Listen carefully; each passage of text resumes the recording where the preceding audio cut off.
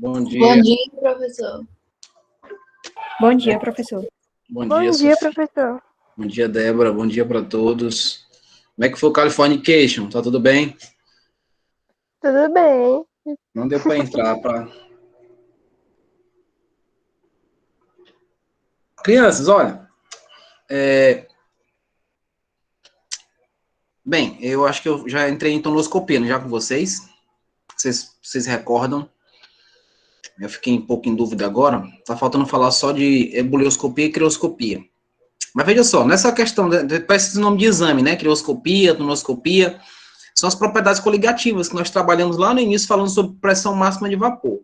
Já trabalhamos muito sobre pressão máxima de vapor, então eu não vou ampliar tanto assim. Na tonoscopia, está tudo relacionado, gente, com a adição de soluto não volátil. Porque nós sabemos que uma solução é formada de solvente e soluto, nós já aprendemos isso. Então, se eu quero modificar uma dessas propriedades, como, por exemplo, a tonoscopia, que está relacionada à pressão máxima de vapor, se eu quiser impedir, se eu quiser diminuir a pressão máxima de vapor de um composto, o que é que eu faço? Eu adiciono um soluto. E esse soluto, ele tem que ser um soluto não volátil. Por que, professor, tem que ser não volátil?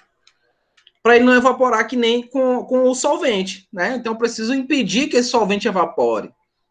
Então, para impedir, eu tenho que adicionar um soluto. Então, tem que modificar.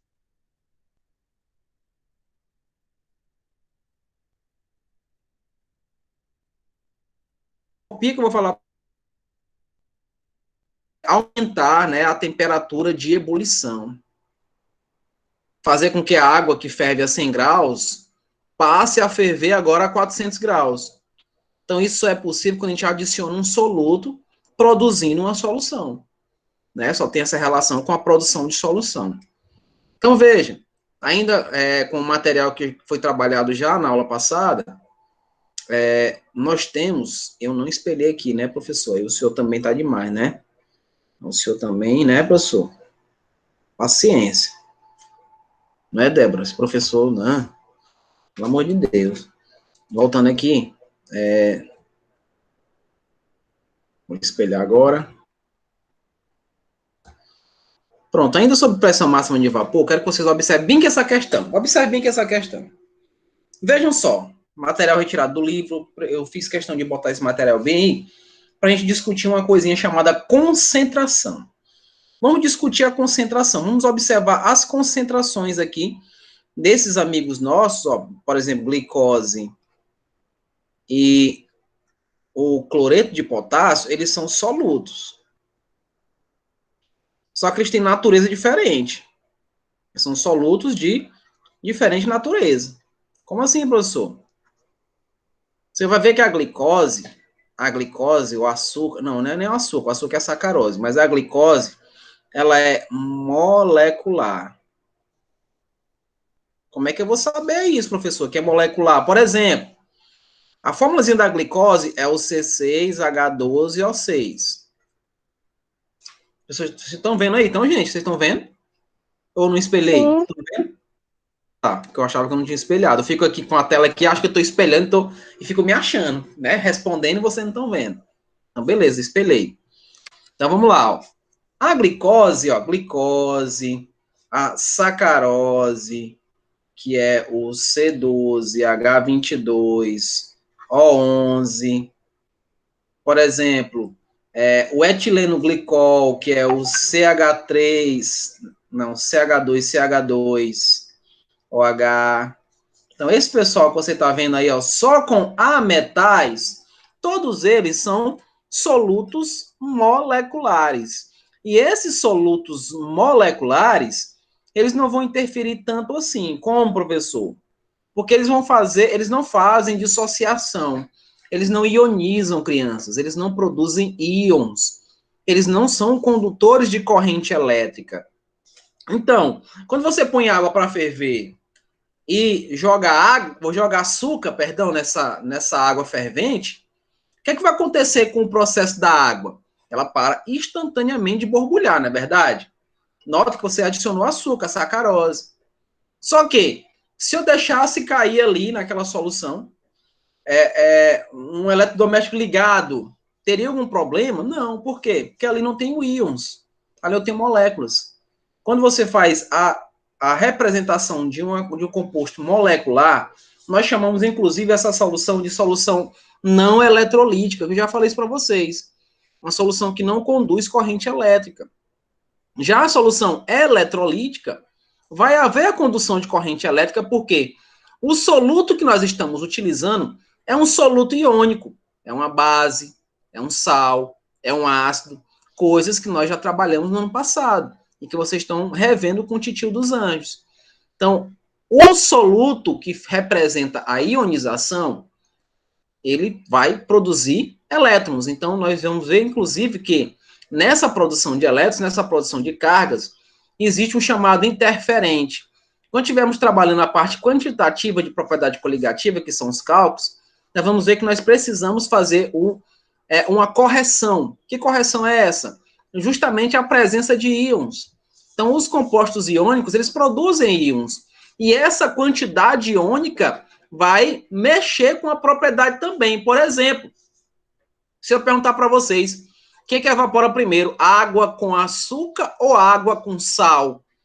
Óbvio que vocês vão responder para mim que é água com açúcar. Ela vai evaporar primeiro por quê, professor? Porque a natureza do açúcar, a natureza da sacarose, é uma natureza de ligações fracas. Então, eu vou precisar de menos energia para fazer com que aquela solução entre água e açúcar comece a evaporar. Diferente do sal, porque o sal ele tem uma quantidade iônica maior. Então, trocando em miúdos o que eu estou falando para vocês, é como se eu fizesse uma relação. Tá vendo que aqui diz para a gente, ó, que temos uma quantidade de 0,5 mols de glicose, e aqui também, ó, 0,5 mols de esse açúcar que é o cloreto de potássio. Então, um é molecular e o outro é iônico, né? O outro aqui é iônico. Ele forma íons. Então, um é molecular, o outro é iônico. A solução do molecular é não eletrolítica. A solução do iônico é eletrolítica, produz íons. Então, se eu pego aqui, gente, ó, vou pegar a glicose. Vou pegar aqui, ó, C6H12O6 e vou reagir com água. Vou fazer a reação da glicose com água. O que é que eu vou observar aqui diretamente? Eu vou observar a representação da própria glicose, só que de maneira aquosa. E aqui, obviamente, se eu tenho 1 mol de matéria da glicose, aqui eu vou ter também 1 mol de matéria dessa glicose, agora de maneira aquosa, na representação de uma solução. Porque aqui é uma solução. Lembrando que essa glicose que eu adicionei, ela passa a ser o soluto. E ela tem essa característica aqui, ó, não volátil. Não volátil. Lembre-se sempre, a modificação dessas propriedades, elas só são fundamentadas com a adição de solutos não voláteis. Solutos que não vão evaporar facilmente. O que não evapora facilmente é não volátil. Então, a natureza dessas propriedades está vinculada a esses solutos. Então, voltando aqui, eu vou pegar agora o cloreto de potássio. Então, pego o cloreto de potássio, reajo ele também com água. Agora, o que, que vai acontecer aqui, gente? Vai liberar íons, ó, vai ficar o K mais aquoso, mais o Cl- também aquoso, tá? Cl- também aquoso. Agora vocês veem o seguinte, se eu tenho 1 mol disso aqui, eu vou ter 1 mol aqui e vou ter um aqui também. Então, veja que a quantidade de cargas que eu chamo de Q, aqui eu só tenho uma. Né? Eu só vou ter uma. Aqui eu tenho quantas cargas? Eu tenho 2. Eu tenho 2 cargas, que é a carga do potássio, do íon potássio, mais a carga do íon cloro. Consequentemente, eu tenho 2 cargas presentes aqui. E, posteriormente, essa representação vai indicar o quê? Que essa solução, que essa indicação, com a presença desse sal, ela vai precisar de mais energia para evaporar. E você nota isso no gráfico, veja nesse azulzinho bebê, que esse C que vocês estão vendo, ele corresponde a esse amigo KCl. Ele, na solução com água, está impedindo que a água evapora, entre no processo de evaporação a 100 graus. Então, eu vou precisar de mais energia para que isso aconteça. Você vai ver aqui que na B significa a presença da glicose, porque ela é um soluto não volátil. Então, ó, eles têm aqui suas temperaturas de ebulição, né? Ó, eu peguei lá a pressão e estou aqui fazendo a relação com a temperatura. Vocês vão notar que a A corresponde aqui, ó, a uma substância, ou um solvente puro, que é a água aqui que vocês veem, ó, 1, 2, 3. Então, ó, esse A é água pura. Esse B é a solução com a glicose. E o C é a solução iônica, é a solução eletrolítica. Então, dessa maneira, vocês conseguem fazer interpretação de gráfico. E digo mais, na prova terá um gráfico para que vocês interpretem. Vocês vão olhar as curvas. E a minha dica, Isabelle, veja só, olha a minha dica. Aquela curvinha que estiver mais próximo do eixo da pressão é quem vai evaporar primeiro. A curva que está mais próximo do eixo da pressão evapora primeiro. Por quê? Olha a explicação. Depois vocês vão voltar nesse vídeo para lembrar. Porque ele vai ter a menor pressão máxima. Aliás, perdão, desculpa. Ele vai ter a maior pressão máxima de vapor e a menor temperatura de ebulição. Então, por isso que ele está mais próximo do eixo da pressão. Nesse caso aí é o A, né? Isso, aí seria o A. Seria o A. Se eu estou falando de solventes puros, vou estar sempre relembrando isso daí. Se eu falo de solventes puros, eu tenho água, eu tenho éter e eu tenho álcool. Já mostrei isso daí para vocês em aula passada. O éter, ele tem uma natureza de fragilidade. Ele tem ligações do tipo dipolo-dipolo. Então, são ligações fracas, que vai necessitar de pouca energia para poder rompê-las e transformar-se no estado gasoso, no estado de vapor. O álcool, ele tem um pouco mais de interação. O álcool, assim como a água, consegue produzir ligações de hidrogênio. Então, vou necessitar de um pouco mais de temperatura, né? Um pouco mais de calor para que o álcool venha evaporar. E a água é uma ligação forte, ligações de hidrogênios propriamente dita. São ligações fortes, que necessitam de mais energia. Então, aquele composto, gente, que tem a temperatura de ebulição maior, é o composto que vai ter a menor pressão máxima de vapor. É inversamente proporcional, crianças. Quem tem maior pressão máxima de vapor tem menor temperatura de ebulição. E vice-versa. É inversamente proporcional. E a natureza do solvente puro indica isso. Quando você vai para a solução, veja a natureza do soluto também. Veja se ele é molecular, veja se ele é iônico. Lembre-se que o molecular tem muito mais relação de manter aquela molécula de água coesa do que propriamente um molecular. Então, por isso que quando você mistura com sal a água, ela demora mais para evaporar do que do próprio açúcar. Faça esse teste. Coloca ali para ferver um pouquinho de água, joga o açúcar e veja, marque o tempo de quanto vai voltar a borbulhar, para vocês verem que ele vai voltar muito mais rápido do que quando você faz isso com sal. Volta muito mais rápido a borbulhar, pela natureza, tá? Pela natureza desse soluto que foi adicionado. Tudo bem? Vamos prosseguir. Tudo bem. Ok, aí que eu já tinha falado, tonoscopia, embrioscopia, né? Quando a gente fala, por exemplo, das propriedades coligativas, aí vem o que eu queria ressaltar a vocês, ó, solvente puro, né? Ó, quando fala de solvente puro, e tá falando aqui da questão de quantidade do soluto. Então, a quantidade, crianças, a quantidade aumenta a interferência, né? Vai aumentar a interferência. Então, se eu quero mexer com a tonoscopia, se eu quero, por exemplo, impedir que o álcool evapore, o que é que eu vou fazer? Eu vou adicionar no álcool um soluto. Vou adicionar nele um soluto não volátil. Aí eu vou mexer com a pressão máxima de vapor dele, eu mexo com a temperatura de ebulição, eu mexo até com o ponto de congelamento dele. Para quem não sabe, o álcool ele congela a uma temperatura de menos 117 graus.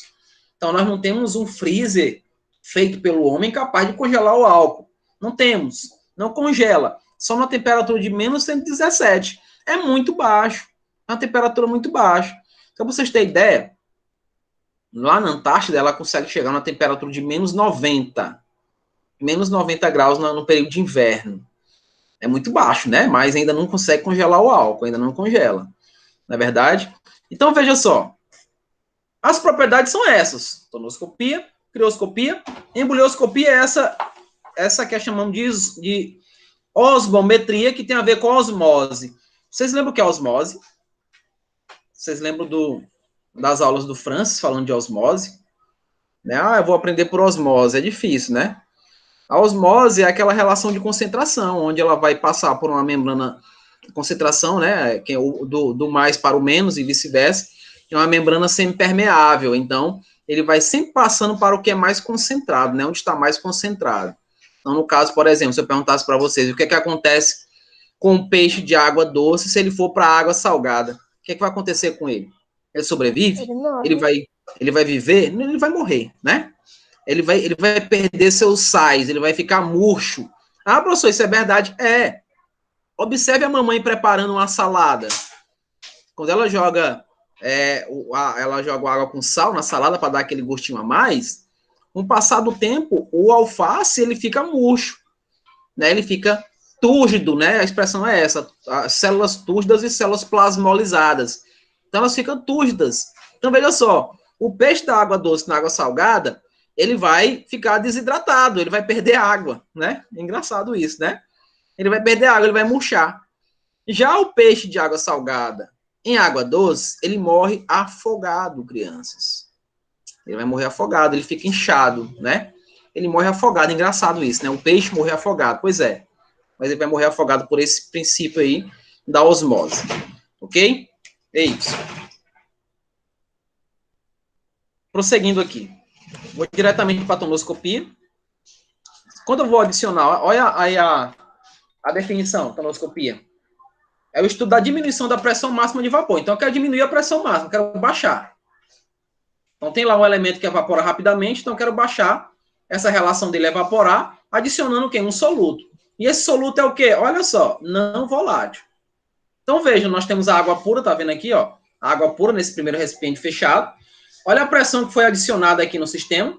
4,2 kPa, isso daí é unidade de pressão, tá? O mesmo ATM, nós temos Pascal, nós temos Thor, né? O Deus do Trovão. Não, é Thor de Torricelli, tá? E nós temos o bar, né? Aquela fala de barômetro, né? Que a gente vê nos aeroportos, enfim, tem a ver com pressão. Então, são as unidades que utilizamos aí para a medição, né? A verificação dessa grandeza que é a pressão. Então, veja que nessa pressão, eu noto aqui o escape, a evaporação, né? Veja que a temperatura para todos eles é a mesma, ó, 30 graus. Eu não mexi com a temperatura. Mas eu noto especificamente que para a água pura, ela está aqui sendo liberada, porque é a natureza da água, gente. Aqui a água, só tem H2O.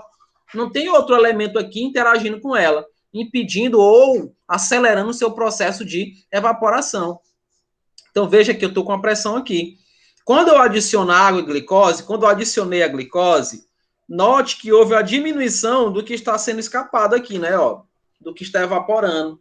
E vai acontecer a mesma coisa com a sacarose. Só que vocês notam o seguinte, que não aumentou. Veja que aqui eu tinha quantos? 1, 2, 3, 4, 5, né? 5 aqui eu tenho 4 no glicose e água, e tenho 4 também com sacarose e água. Permaneceu o mesmo. E o que foi acontecer com a pressão deles? Baixou, né? Ó, saiu de 4,2 para 4, ó. Então as pressões baixaram aqui também. E, consequentemente, ó, veja que as quantidades continuam as mesmas molares, tanto para sacarose quanto para água, não houve nenhuma mudança, né? A única mudança que se apresenta aqui é a presença dos solutos. E esses solutos modificam essa relação. Fizeram abaixamento, saíram de 4,2 para 4. Então, baixou essa pressão máxima de vapor. E isso só foi possível porque nós adicionamos, né, esse soluto. E o soluto modificou toda a relação. Então, falando de soluto, a gente fala de lei de Raoult. Não vou utilizar cálculo nessa prova, óbvio, mas eu preciso falar que essa lei de Raoult é uma lei que está vinculada com a formulazinha para calcular a tonoscopia, que é isso daqui. Onde nós pegamos a pressão, o abaixamento relativo da pressão, vezes a fração molar, e eu chego nessa formulazinha aqui, né, ó, que é a pressão da solução, igual a pressão do solvente vezes a pressão do solvente puro. Está aqui definido aqui as relações, isso é fração molar, onde essa fração molar corresponde à quantidade de matéria do solvente, dividido pela quantidade de matéria total, que seria, se eu quisesse melhorar isso daqui, seria N1 mais N2, encontrava esse valor. Tem até um cálculozinho para ser feito aqui, porque quando eu faço a representação do abaixamento, eu posso utilizar essa variação da pressão e descobrir o quanto foi variado, o quanto variou de pressão para eu poder fazer o abaixamento dela. Né? Então, a chamada diminuição da pressão máxima de vapor está vinculada a esse efeito tonoscópico. Aqui tem um exemplo prático aí, ó, onde esse exemplo diz assim, comparar a pressão máxima de vapor de água com uma solução formada, uma solução, então, eu vou comparar o solvente puro, água, com a solução, né, no caso a água, e o chamado etileno glicol, que esse etileno glicol, ele vai ser o nosso soluto, ele vai estar presente com a água, formando uma solução. Veja que ele é um soluto não eletrolítico. Quando vocês veem essa expressão não eletrolítica, eu já falei para vocês, é porque ele é molecular, não é isso? Ó? Ele é molecular e, consequentemente, ele não conduz o quê? Corrente, né? Não conduz corrente elétrica, ele não faz relação com eletricidade. Então, nós temos aí a representação dessa expressão não eletrolítica. Considerando, no caso aí, não volátil, e temos a relação da quantidade molar da água, que é o solvente puro. Temos uma temperatura de 20 graus, ele deu para a gente aqui a pressão máxima de vapor da água nessa temperatura, lembrando que ela é variada, né? Se eu aumento a temperatura, consequentemente, eu vou aumentar a pressão e vice-versa, né? Elas são diretamente proporcionais. Então, é produzido isso daqui para a gente, é formado, é mostrado. Que nós podemos, primeiramente, fazer o cálculo da fração molar, que foi o que eu mostrei para vocês aqui em cima. Encontro esse valor e vou substituir nessa outra fórmula. Faço a substituição aqui, porque a questão deu para a gente a pressão do solvente puro, que foi a água, e eu encontrei a fração molar. Então, na solução, nós teremos esse valor aqui, ó, 15,79 mmHg, que é a pressão, né?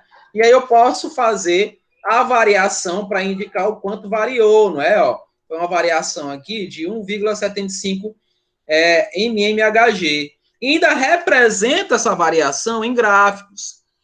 Quando vocês verem o Enem, tiverem no Enem, vocês vão ver muitas questões de propriedade coligativa só com gráfico, sem precisar fazer um cálculo, só observar e notar o que foi que ocorreu com as variações. Note que essa linha que está de verde, que vocês estão vendo aí, ela representa aqui o solvente puro, a água. Então, ó, aqui tinha a pressão que a questão deu para a gente, ó, né? 17,54.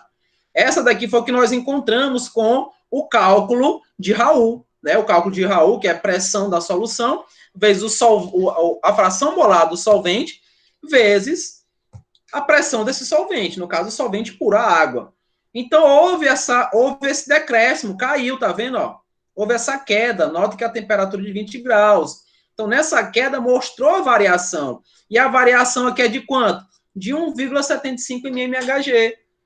Então, eu mexi com a pressão impedindo que a água evapore. Eu fiz a modificação, né, com a adição desse etileno glicol, lembrando, esse etileno glicol é utilizado em radiadores de carro, para impedir que a água evapore quando o carro está se movimentando, quando está com o motor ligado, né, a temperatura lá é muito grande, então, consequentemente, nós sabemos que a água evapora a 100 graus, e com a presença desse etileno glicol, ela vai evaporar aí a 300, 400 graus, que é mais ou menos o que o motor de um carro consegue chegar com o calor, ok? Sobre a relação deles aí, né, da quantidade de partículas que eu já tinha falado para vocês, ó, o número de partículas do soluto dissolvido em água está relacionado ao fato de o soluto sofrer ou não dissociação iônica. Veja só, se você olhou para essa estrutura glicose e sacarose e viu esse monte de carbono e hidrogênio, ele não vai produzir íons. Então, ele não vai ionizar, muito menos dissociar, isso é fato. Foi o que eu fiz para vocês lá no início, né? Um mol de glicose vai ter um mol de glicose aquosa. Um mol de sacarose sólida vai ter um mol de sacarose aquosa. Então, a quantidade é a mesma, então não vai interferir tanto assim. Não origina íons, né?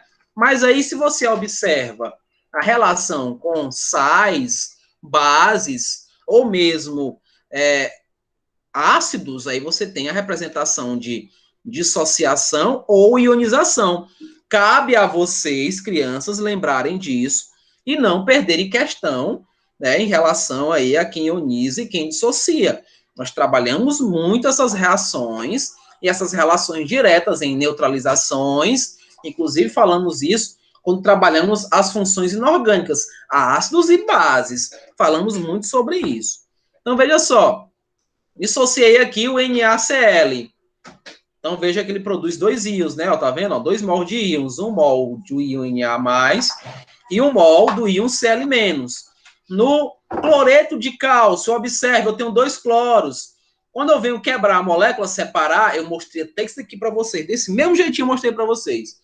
A quantidade que eu tenho na molécula é o que vai ter que ter lá na dissociação. Então, veja, eu tenho 2 mols de cloro aqui também, tá vendo? Ó, tenho 2 mols de cloro aqui. Então, juntando, somando a parte que está em solução, que o aquoso é a solução. Eu peguei o sal e misturei com água, produziu aqueles íons. Então, veja que são 3 mols. Então, a quantidade de mols, a quantidade de íons, elas fazem o quê? Elas vão mexer com todas as propriedades. Tanto a parte de tonoscopia, que é a questão da pressão máxima de vapor, quanto a ebulioscopia, que é a temperatura de ebulição, vai mexer com todos eles. Então, veja que o último aqui, que é o sulfato de alumínio, ele tem 5 íons, crianças, 5 mol de íons, 2 do alumínio e 3 do sulfato. Então, ele tem uma interferência muito maior em relação ao cloreto de cálcio e em relação ainda ao cloreto de sódio, pelas suas quantidades, o número de partículas na solução. Não esqueçam disso. Por favor, não esqueçam disso. Quanto mais íons eles liberam na ionização ou dissociação, maior vai ser a sua interferência nas características aí da quantidade de partículas em uma solução. Ok? Então, ó, a adição de solutos não voláteis sempre provoca a diminuição na pressão máxima de vapor. Resumindo tudo que já te foi dito. Adicionou o soluto, ele vai provocar, no caso aí, a diminuição da pressão máxima, que eu estou falando da tonoscopia. Ok? A mesma quantidade de partículas de soluto dissolvidas sempre resulta em o mesmo valor de pressão máxima. Então, se eu tenho 1 mol de glicose, 1 mol de sacarose vai gerar 1 mol de partícula. É o molecular. Se eu tenho 2 mol de glicose, vai gerar 2 mol de partícula. Enfim, não vai mudar. Por quê? A natureza deles diz isso. Eles são não eletrolíticos, eles são moleculares. Os moleculares não mudam a quantidade molar, diferente dos iônicos, que os iônicos formam íons, os moleculares não. A outra, quanto maior for o número de partículas do soluto dissolvido na solução, menor será a pressão máxima de vapor. E, consequentemente, quando adicionei esse soluto, ele produz muitos íons. Ele diminuiu a pressão máxima de vapor. Então, aquela solução vai evaporar rapidamente? Negativo. Ela vai demorar cada vez mais, porque eu tenho esse interferente. Eu tenho essa quantidade alta de partículas na solução. Ok? Essa relação que eu já li aí, né? Então, se a gente for ver exemplos, por exemplo, olha o subir para cima, descer para baixo, né? Qual solução aquosa apresenta maior pressão máxima de vapor? Sem eu mostrar a resposta aqui, ficou fácil. Quem é o molecular? Solução 1 ou 2? Quem é o molecular, gente? É a solução 1 ou a solução 2? Onde é que eu tenho aí a representação de um soluto molecular?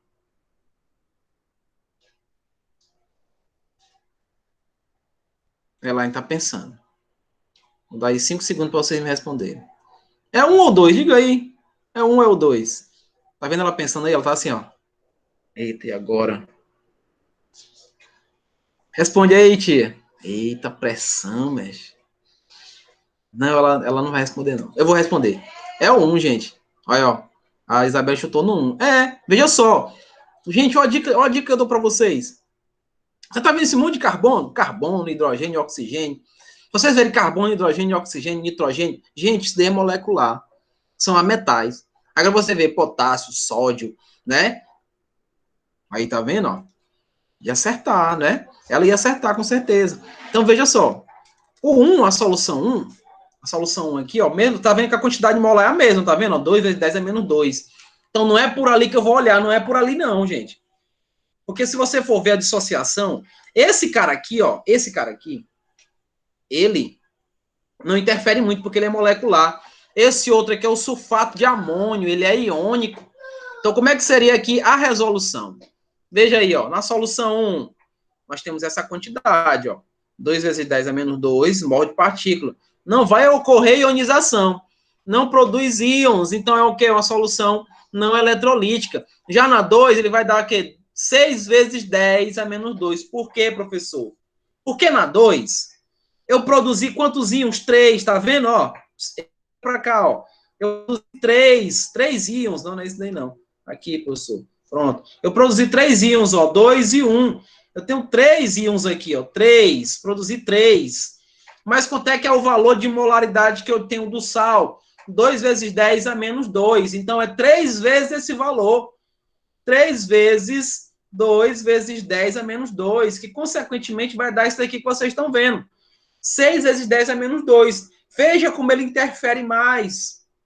Então, se ele interfere mais, nós vimos aí, ó, a identificar a solução com maior pressão máxima de vapor, sabendo que quanto maior for o número de partículas,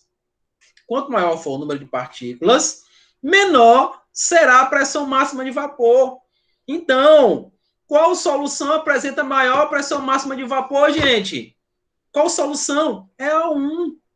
A solução 1 que não muda. Olha aí, aqui fica 6 vezes 10 a 2, né? E lá vai ficar continuar com 2. 2 vezes 10 a menos 2, porque eu não tenho a relação de íons formados. Eu não tenho a produção de íons. Então, aquele que tiver maior quantidade de partículas, menor será a pressão máxima de vapor. Deu para entender agora? Deu para entender? Olha, ela entendeu, ela sorrindo. Oi, gente, ela sorrindo. Sim. Viu? Ó, ela entendeu. Né? Então, quanto maior eu tenho quantidade de partículas, menor vai ser a pressão máxima de vapor. Lembre-se que a tonoscopia é isso. É o abaixamento da pressão máxima de vapor com a adição de um soluto não volátil. Ok? Vamos prosseguir. Ebulioscopia. Gente, a ebulioscopia é muito parecida com a tonoscopia. Inclusive, elas andam assim, ó. Elas andam de mãos dadas. É o estudo da elevação da temperatura de ebulição de um solvente, provocado pela adição de quem? De um soluto não volátil. Então, veja, a água, ela ferve 100 graus. Aqui é a da água, né? Ó, eu sei disso. Mas se eu quiser impedir que a água ferva 100 graus, eu vou adicionar quem? Um soluto não volátil. Ah, então, quanto mais partículas eu tiver, vai ser a mesma relação, né? Quanto mais partículas eu tiver, maior vai ter que ser a temperatura para poder voltar a evaporar. Então, veja que a relação é praticamente a mesma que nós vimos na tonoscopia, sempre com a adição de um soluto não volátil. Então, você vê que a água pura está aqui na temperatura dela, ó, né? E quando eu adicionei aqui a glicose, a água pura, variou, né? Mas ela vai variar para mais, né? Então, eu vou ter que aumentar cada vez mais a temperatura para que ela possa voltar a evaporar. Então, isso é o processo da ebulioscopia, com a mesma relação da utilização de soluto não volátil. E não esquecer das quantidades iônicas, que as quantidades iônicas também vão interferir nessa propriedade. Então, quanto for o maior o número de partículas, né, mais temperatura eu vou necessitar para poder fazer com que essa água evapore, né? Vou ter que fazer elevação da temperatura de ebulição com a adição de um soluto não volátil. Então, vou botar só uma fogueira aí para ficar bonitinho, né? Aquela coisinha mais lúdica, aquela coisa bonitinha, pegando fogo. Bora logo, daqui a pouco o homem da melancia vai passar aí, né? E vocês vão sempre ouvir minhas aulas com o homem da melancia. Desde o 9º ano, né? É incrível, né? É incrível. Desde o 9º ano que ele faz parte do nosso cotidiano. Esse rapaz da melancia. Aqui passa aquela propaganda do Volta G3 da internet. Direto passa aqui. E aí a gente tem que cobrar os direitos autorais, né? Vamos cobrar os direitos autorais aí desse pessoal. Então, continuando aí com essa parte de ebulioscopia, vamos ver exemplo. Ó. As partículas dos solutos provocam a diminuição da pressão máxima de vapor, nós já vimos isso, ocasionando ao aumento da temperatura de ebulição. Então, veja que tonoscopia e ebulioscopia estão aqui, ó, juntinhas. Então, se eu tenho se eu tenho aí as partículas do soluto, elas vão diminuir se eu aumento, né, com a sua classificação, ela diminui a pressão máxima e aumenta a temperatura de ebulição. Então, veja que a relação é a mesma, praticamente. Então, quando nós vamos trabalhar com a ebulioscopia, ela tem uma formulazinha. Eu vou mostrar a formulazinha dela para vocês, ó. A formulazinha da ebulioscopia, isso daqui, ó. Delta TE, vou botar um Ezinho minúsculo, igual essa constante, que nós chamamos de constante ebulioscópica, vezes a molalidade. Quando fala de molalidade, ela tem uma formulazinha assim, ó. Molalidade é... Deixa eu tirar bem que que eu não consigo escrever perto. Pronto. Molalidade é a quantidade de matéria que nós temos, né, do soluto, né, na verdade, lá, dividido pela massa do solvente em quilograma, tá? É importante que isso aqui tem que ser em quilograma. Então, a unidade de molalidade é mol por quilograma. Na prova passada, nós trabalhamos molaridade, que é aquela molaridade, número de mol, sobre volume, lembra disso? Que, inclusive, é o chamado unidade mol por litro, né? Mol por litro. Então, veja que tem uma diferença. Uma é molaridade, e esse daqui é molalidade. É o Cebolinha falando molaridade, né? É o molalidade. Aqui é molalidade, esse é molaridade. É diferente, tá? Não confundam um com o outro, tá bom? Um é molalidade e o outro é molaridade. Tudo bem? Então, prosseguindo aí. Nessa relação de baixar a pressão máxima de vapor e aumentar a temperatura de ebulição, nós temos essa variação, onde essa variação corresponde à própria fórmula. Vocês estão vendo aqui, né? Ó. Corresponde à própria fórmula, que é a temperatura de ebulição da solução, por exemplo, eu misturei sal a água. A temperatura de ebulição do solvente pura água é 100 graus. Certo? E a temperatura de ebulição da solução, ela passa a ser 180 graus. Quando você coloca o sal na água, a temperatura já está com 100 graus. Então, para chegar em 80 é rapidinho, né? Para chegar em 80 é rapidinho. Agora, se você faz a solução sem que essa água, esse solvente puro esteja ali no fogo, vai demorar mais, né? Para poder ela evaporar. Então, é isso daí que eu queria mostrar para vocês, que existe essa diferença, né? Existe essa relação direta. Então, voltando aqui, nosso tempo está acabando, ó. A elevação da temperatura de ebulição depende do número de partículas do soluto dissolvidas, nós já vimos isso. Quanto maior a quantidade, quando for na relação de molecular e iônica, vai mexer muito mais, não é? Então, veja, assim, a adição de 1 mol de ureia, lembrando que ureia é molecular, esse ureia é molecular. Glicose também, ó, 1 mol de glicose também é molecular. Não produz íons. Provoca uma elevação de 0,52 graus. E na solução, ó, onde tem 1 mol de cloreto de sódio, aqui é iônica, tá vendo, ó? Aqui é iônica, que tem o dobro da partícula. No caso, veja só. Vamos pegar a glicose, botar bem aqui de ladinho, ó. Pega a glicose. O que é a glicose? É C6H12O6. Eita, você tem que saber isso? Não precisa saber. Eu que estou mostrando para você, tá? Em questão, isso tudo é mostrado e representado para vocês. Então, ela vai produzir isso daqui. C6H12O6 também, né? Não? Porque ela é molecular. Só que aqui é aquoso, né? Que é a solução. Então, aqui eu tenho um mol. Ó. O mol que eu tinha daqui é o mol que eu tenho daqui.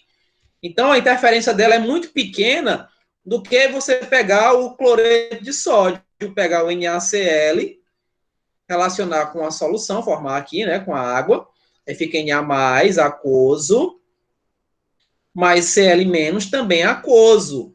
Então, note que eu tenho aqui um sódio, eu tenho um cloro. Um sódio, um cloro. Então, eu tenho o dobro, eu tenho 2 íons aqui. Então, quem que interfere mais? A glicose ou o cloreto de sódio? Óbvio que o cloreto de sódio ele tem muito mais partículas.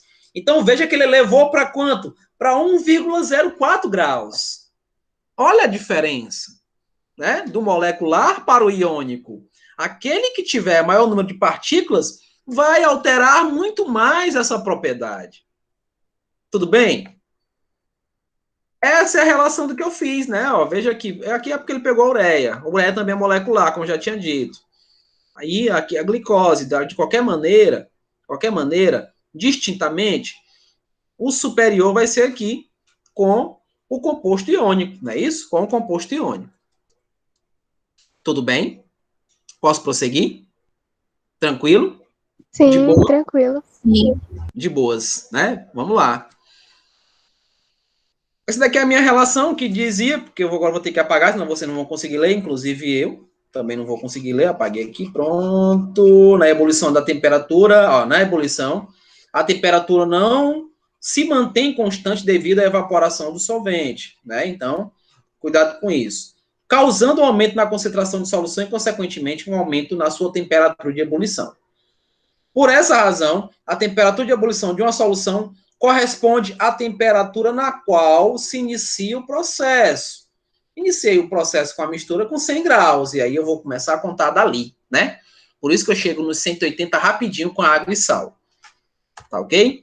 Crioscopia, crianças. Quem nunca fez isso?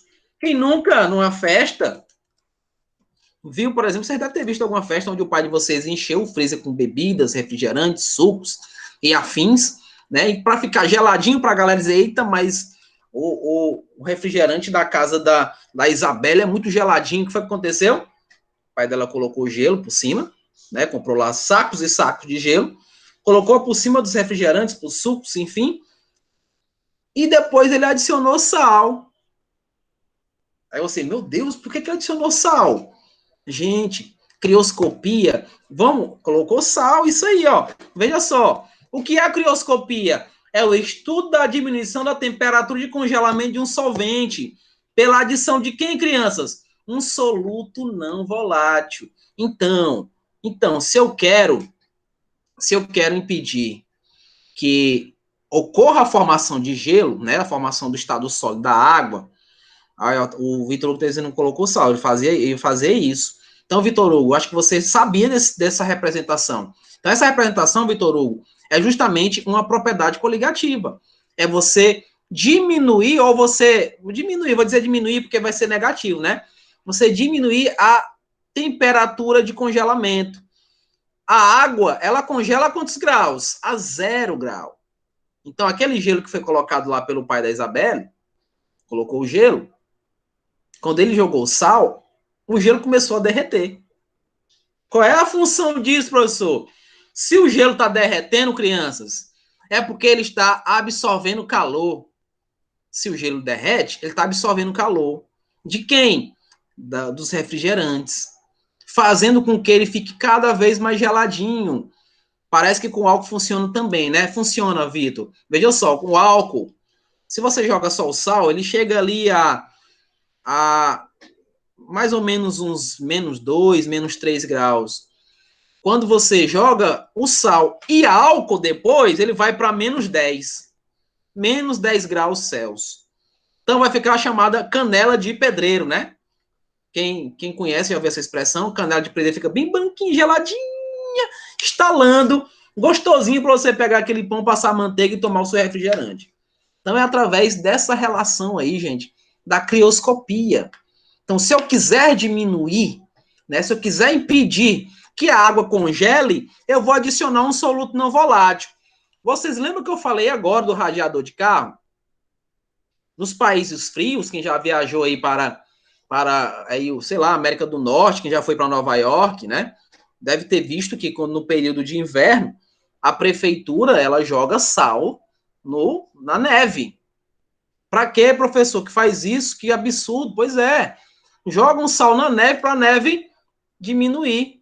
E ela volta para o estado líquido. Então, eles conseguem fazer o processo para que as pessoas não escorreguem nas ruas, para que os carros tenham aderência. Então, todos eles assistiram aula com o professor George. Todos eles lembram e sabem das propriedades coligativas, especificamente na crioscopia.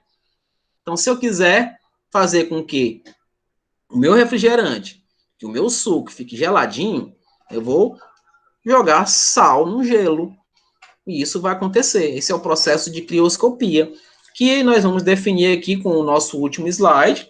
Então, a crioscopia, diminuição da temperatura de congelamento, ou do ponto de fusão, como queira, né? Com a adição de um soluto não volátil. Assim como a ebullioscopia, ele tem uma formulazinha, que eu vou botar bem aqui, ó. ΔTC é igual a constante crioscópica vezes a molalidade. Veja como é igual. A molalidade também está aqui presente. E você nota o seguinte, se a água, ela congela a 0 grau, quando eu adiciono um soluto não volátil, ela vai congelar a -5, ela vai congelar a -10, vai depender da quantidade. Quanto mais partículas tiver esse soluto, aí volta para a questão das quantidades. Quanto mais partículas tiver esse soluto, mais baixo vai ser a minha temperatura de congelamento. Não é? Então, ó, quanto mais eu tiver, vai interferir muito mais. O álcool é só um artifício, que o Vitor Hugo, inclusive, botou aqui para a gente, mas é só um artifício para poder acelerar esse processo. Então, ele sai de -5 para -10, -15. Então, fica bem mais frio. Aí vocês notam o quê? No freezer, os refrigerantes ficam boiando, porque a água está no estado líquido, ela não vai para o estado sólido. E como ele precisa absorver calor para poder ele passar pro estado, de um estado para o outro, deixa os refrigerantes, as bebidas, bem mais geladas, né? Bem mais frias. Isso você pode fazer quando terminar a pandemia, e vocês me convidam, tá? Para eu poder verificar os freezer de vocês, né? E tomar os refrigerantes também, que eu não sou menino. Tá bom? Então, a relação de tonoscopia, crioscopia e ebulioscopia é a mesma. A relação está com solvente não volátil, tá? E a quantidade... Ei, você mesmo, ei. A quantidade é prioritária, é fundamental, quantidade iônica. Tudo bem? Deu para entender, crianças, o que eu falei hoje? Deu para entender? Sim. Então não tem perigo. Eu só vou ressaltar a parte de osmometria, que eu quero que vocês peguem lá os livros de ciências de algum ano passado, né? E leiam e relembrem osmose. O que é a osmometria? É o estudo da pressão osmótica. E essa pressão osmótica, ela deriva disso daqui, ó, que eu vou mostrar para vocês bem aqui rapidinho. Tem uma fórmula na química que ela se chama-se por você nunca rezei tanto. Por você nunca rezei tanto. Essa daí chama-se equação de Clapeyron, que vocês devem ver isso daí com o meu querido amigo dos anjos, né? Equação de Clapeyron. Que essa pressão, ó, eu jogo o volume para lá, né, ó. Eu jogando o volume para lá, fica pressão igual a NV RT. Esse NV é a molalidade, lembram? Então, pressão vai ser molalidade vezes a constante dos gases, que é fornecida, e a temperatura em Kelvin. Então, esse cálculo, que eu mudo para um π, para indicar a pressão osmótica, é a relação da solução, e eu vou trabalhar isso daí com vocês. Então, por exemplo, a galera que gosta de malhar, né? Vão lá malhar, faz lá o supino reto, supino inclinado, faz várias séries, vão lá os crossfits, né? O pessoal do crossfits agora. Então, para eles poderem repor seus sais, que quando a gente está botando força, a gente sua muito, então a gente perde sal. Então a gente fica com a nossa solução eletrolítica bem baixa, né? Lembrando a vocês que nós somos ótimos condutores de corrente elétrica. Não é à toa que a gente morre de choque, não é verdade? Então vejam, para você repor aquela energia, aqueles sais que você perdeu quando você malhou, você fez uma caminhada, você dançou, enfim, você toma a solução chamada isotônica, né? Uma solução que vai equilibrar aí os sais corporais seus, né? Não vou fazer propaganda aqui, não estou ganhando R$1, mas você pode tomar um Gatorade. Gatorade é bem baratinho e ele é um isotônico ótimo para que você reponha seus sais. Nós temos soluções hipertônicas, que são soluções onde a osmose vai funcionar. E nós temos a hipotônica, que são soluções que são pequenas as suas concentrações de sais. E é o que acontece quando nós pegamos os peixes, que eu já falei para vocês, peixe de água doce, peixe de água salgada, e fazemos aí a modificação da natureza deles, colocando um na água doce e o outro na água salgada. Então, nós vamos jogar numa solução hipertônica, né, o peixe de água doce, e ele vai murchar, e nós vamos jogar o peixe de água salgada na água doce, ele vai para a solução hipotônica.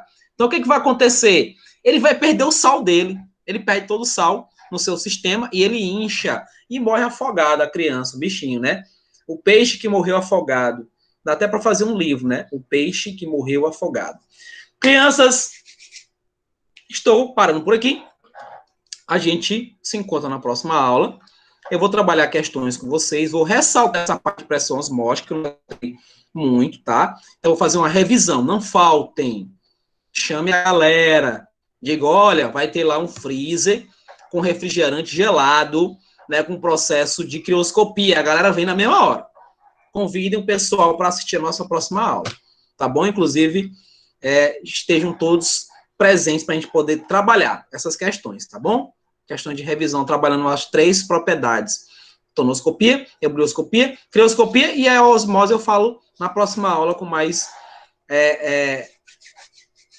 representatividade. Ok, gente? Um abraço. Fiquem todos bem. Treine, viu? Treinem questões, principalmente essa questão das quantidades, para saber se é molecular, para saber se é iônica. E Californication para todos vocês. Até a próxima, gente. Tchau, professor. Tchau, Até professor. Até mais. Bom Fiquem final de todos bem. semana. Californication. Igualmente. Californication.